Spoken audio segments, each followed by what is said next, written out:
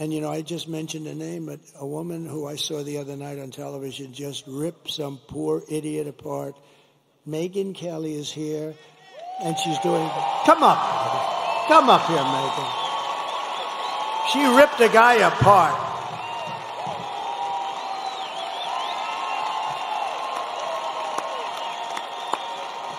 Thank you. Nice to see you. Hi, everybody. Hey, it's great to see you. Can you believe this guy? Can you believe the energy and the stamina on this guy? At his age, I'm ready to go to sleep over there. He's got another rally to go to till tonight. Let me tell you, first of all, one of the reasons why I wanted to come here, one of the many reasons I wanted to come here. When I launched my show 4 years ago, we had Mark Cuban on the program.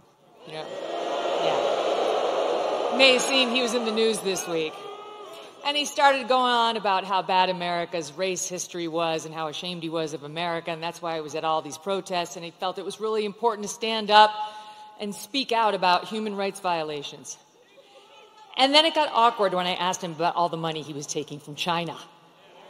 But then he dropped a bunch of F-bombs, and I thought, I really enjoy this feeling of proving Mark Cuban wrong. And so here I am at a Trump rally, a strong, intelligent woman to prove Mark Cuban wrong again. I won't take up much of your time, but I do want to tell you the main reasons I am voting for Donald Trump. Number one, immigration. He mentioned it. And people like Laken Riley. I'll be thinking about her tomorrow all day. 22 years old, killed in Georgia, a young nursing student by an illegal. I'll be thinking about Jocelyn Nungare, 12 years old, in Texas, murdered by 2 Venezuelan illegals. President Trump closed the border. Kamala Harris opened it by choice. It wasn't accidental. She said it would be humane. That's what she and her boss believed. Tell it to Laken Riley's family. There was nothing humane about it. He closed it. They opened it. It was an intentional choice, and there's no reason not to believe they won't do it again. The boys should not be in the girls' sports. The boys should not be in the girls' bathrooms. The boys should not be in the girls' locker rooms. Peyton McNabb, North Carolina sophomore in high school, slammed so hard in the face by a volleyball hit at her by a boy pretending to be a girl, she suffered traumatic brain injury and permanent paralysis. Kamala Harris looks at her and says, be kind. Suck it up. And that's what's right.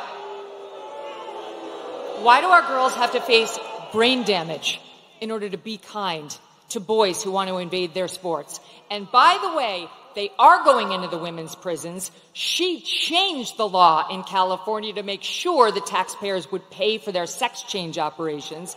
She was not just following the law, she changed the law. President Trump will stop it.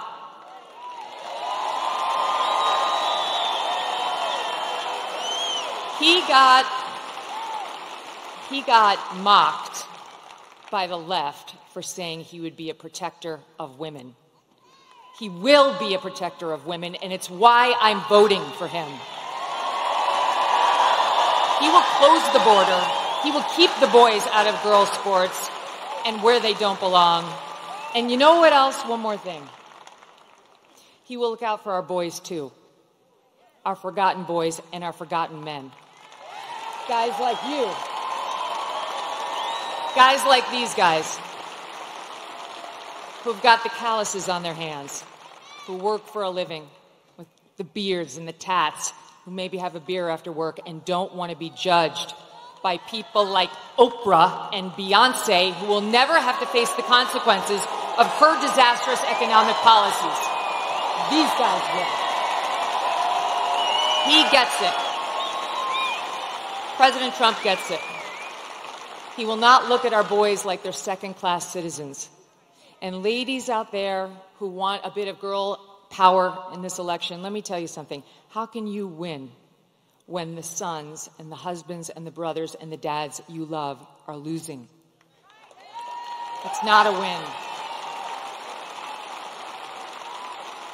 We care, young women and older, about the lives of our children, the safety of our children. And we need not get so obsessed with what happens when they're in the womb that we forget about taking care of them once we're here and they're loved. Last point. What I don't want, what I don't think you want, is the left's version of masculinity.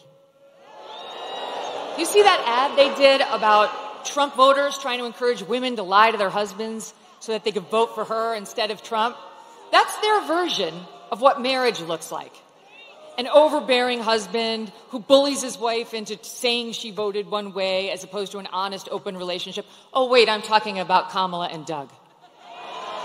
Okay, sorry.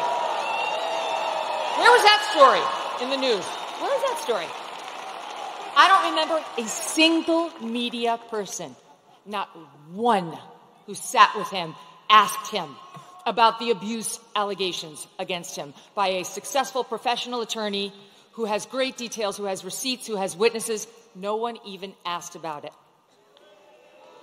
I'm not into their version of toxic masculinity or new masculinity. I prefer the old version. Them, all of you, and I prefer a president who understands how to be strong and how to fight.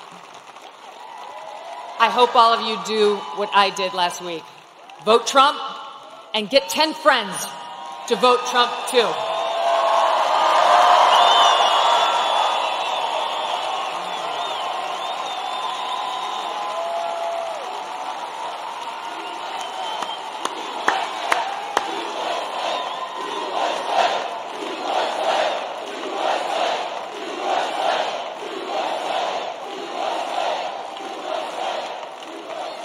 Unbelievable. Thank you. Wow.